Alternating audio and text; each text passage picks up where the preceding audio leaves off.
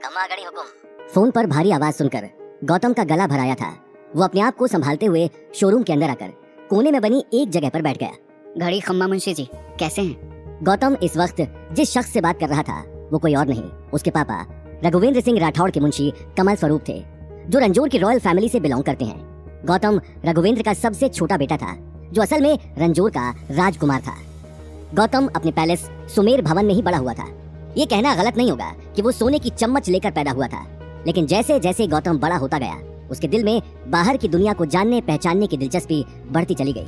वो हमेशा से अपनी शाही जिंदगी से तंग रहता था और फिर एक दिन रघुवेंद्र ने उसकी शादी अपने खास दोस्त की बेटी दीपशिखा के साथ तय कर दी। हालांकि दीपशिखा गौतम की बचपन की दोस्त थी, वो उससे प्यार नहीं करता था और उसकी फैमिली कुछ सुनना नहीं चाहती थी। इसलिए जिस दिन शादी तय हुई, गौतम सजे हुए मंडप को सूना छोड़कर भाग निकला। सुमेर भवन में आज भी वो मंडप उसी तरह सजा हुआ था। मैं तो चुप हूँ, बस थारी बहुत याद आवे है हुकुम। जब से आप गए हो महल सूना हो गया है और मुंशी जी मुझे आपकी मदद चाहिए, मैं बहुत बड़ी मुसीबत में हूँ।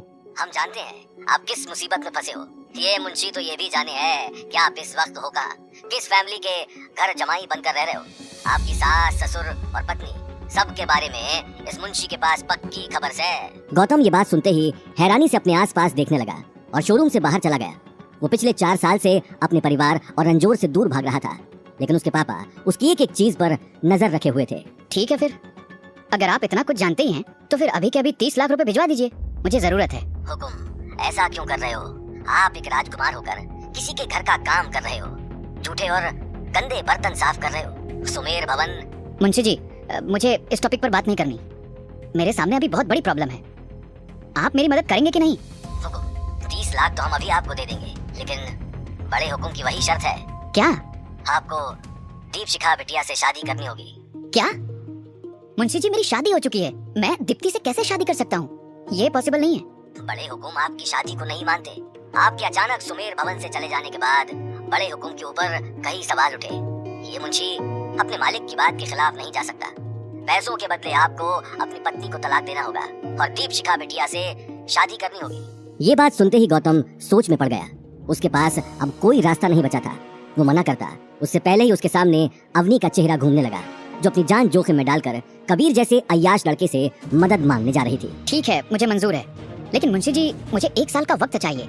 1 साल बाद मैं खुद अवनी को छोड़ दूंगा और बड़े हुकुम जिससे कहेंगे उससे शादी कर लूंगा। जहाँ 4 साल इंतजार किया है वहाँ 1 साल और सही। बड़े हुकुम भी ये बात सुनकर खुश हो जाएंगे। ठीक है, फिर 30 लाख के साथ आपको मेरा एक और काम करना होगा। मुझे मैरियट ग्रुप चाहिए। Marriott group? लेकिन क्यों? वो मैं आपको बाद में समझाऊंगा। हुकुम, आपको शायद अभी बताना पड़ेगा, क्योंकि ये मुंशी इस वक्त मैरियट ग्रुप के बाहर ही खड़ा है। आप मैरियट में हैं? हाँ हुकुम, यहाँ तो काम पड़ता ही रहता है। आप यहाँ आ जाइए, तब तक मैं मैरियट खरीदने की डील का प्रोसेस शुरू करता हूँ। ठीक है, मैं बस थोड़ी देर में पहुँच रहा हूँ। गौतम ने अगले ही पल कॉल काट दिया। वो मुंशी जी के काम करने के तरीके को जानता था। मुंशी कमल स्वरूप अपनी बोली के धनी थे, जिनके आगे बड़े बड़े लोगों का मुंह बंद हो जाता था। हालांकि उनकी उम्र 60 साल हो चुकी थी, लेकिन आज भी अपने काम करने की फुर्ती में वो जवानों को भी पीछे छोड़ देते थे। इसलिए रघुवेंद्र सिंह ने अपने बिजनेस का पूरा बोझ उनके कंधों पर डाल रखा था।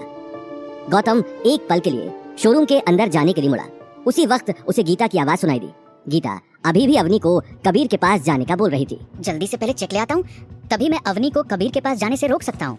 और वो अगले ही पल ऑटो लेकर जोधपुर की सबसे बड़ी कंपनी मैरियट ग्रुप जाने के लिए निकल गया। ब्लू रंग की चमचमाती बिल्डिंग में काम करने वाला हर शख्स अपने आप को बहुत खुशनसीब समझता था। गौतम गेट के बाहर खड़ा होकर अपने आसपास देख ही रहा था कि उसे महंगी कार से एक आदमी उतरकर उसके पास आता हुआ दिखा, जिसके हाथों में शाही छड़ी थी और गले में सोने की चेन। गौतम को करीब से देखते ही उस आदमी ने अपना चश्मा उतार लिया। उसकी आंखों की कोर गीली हो चुकी थी। मुंशी जी। गौतम ने अगले ही पल मुंशी जी को गले लगा लिया।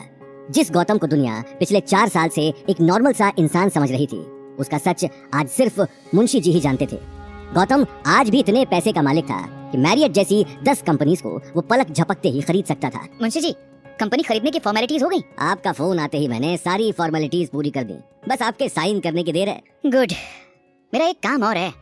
इस कंपनी के चेयरमैन हैं शेखर आनंद, जिनका एक बिगड़ा हुआ बेटा है कबीर आनंद। मैंने सुना है कि शेखर आनंद के इशारे के बिना कंपनी का पत्ता भी नहीं हिलता। बिल्कुल सही। तो ठीक है, फिर मुझे लगता है कि मिस्टर शेखर आनंद को थोड़ा आराम करने की जरूरत है, तो उन्हें कंपनी से जेल भेजने की तैयारी करो। अब इस कंपनी की सारी पावर आपके ही हाथ में है। आप जो चाहें वो कर सकते हो। आप चाहो तो खुद भी चेयरमैन की पोस्ट संभाल सकते हो। नहीं मुंशी जी, मुझे चेयरमैन की पोस्ट नहीं चाहिए। ये बताइए कि इस वक्त कंपनी का वाइस चेयरमैन कौन है? अभिनव गुप्ता।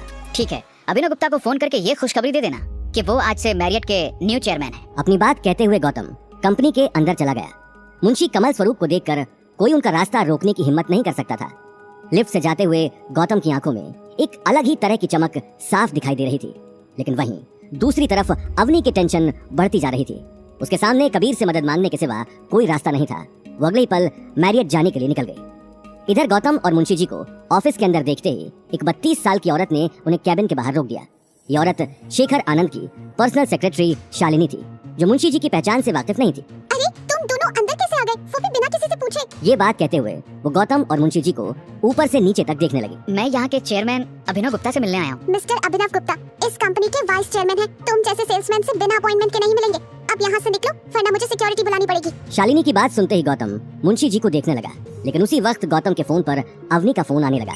इससे पहले कि वो फोन उठाकर जवाब देता, उसका मोबाइल लो बैटरी के कारण स्विच ऑफ हो गया। तुम जानती भी हो कि किससे बात कर रही हो? ये जोधपुर के। मुंशी जी, आप मिस्टर गुप्ता को बुलाओ, मेरे पास टाइम नहीं है।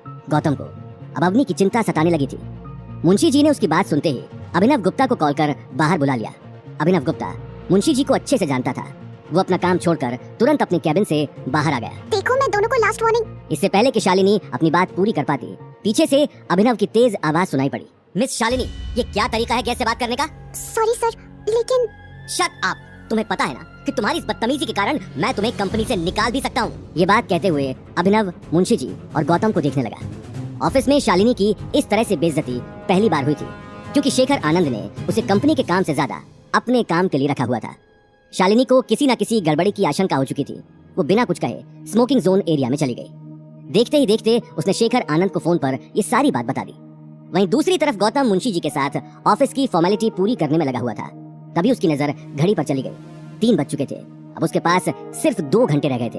वो जैसे ही डॉक्यूमेंट साइन कर ऑफिस से बाहर जाने लगा, उसे लिफ्ट के बाहर एक 45 साल का लंबा चौड़ा आदमी दिखाई दिया, जिसकी आंखों में गुस्सा भरा था। ये सब क्या हो रहा है यहाँ? और अभिनव, तुम्हारी हिम्मत कैसी हुई अपने आप को चेयरमैन कहने की और शालिनी को फायर करने की?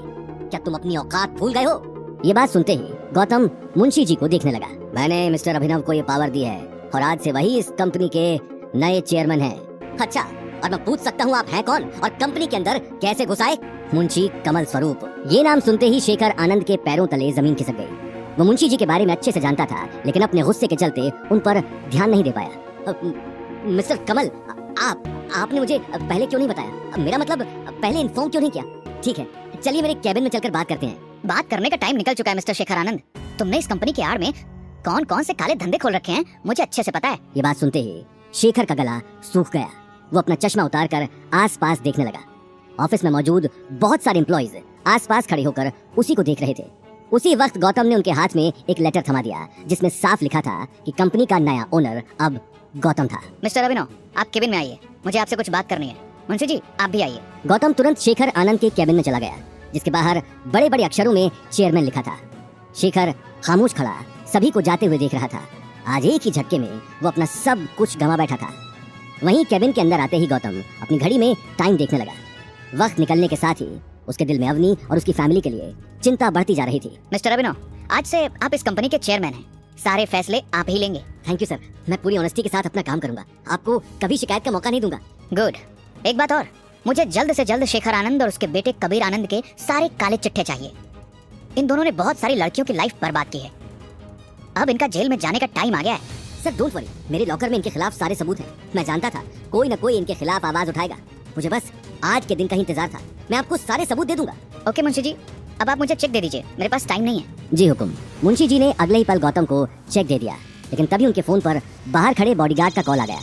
फोन उठाते ही मुंशी जी हैरानी से गौतम को देखने लगे। हुकुम, अवनी अभी अभी कबीर आनंद के कैबिन में गई है। क्या? मुंशी जी की बात सुनते ही गौतम के पैरों तले जमीन सरक गई। वो कबीर की हरकतों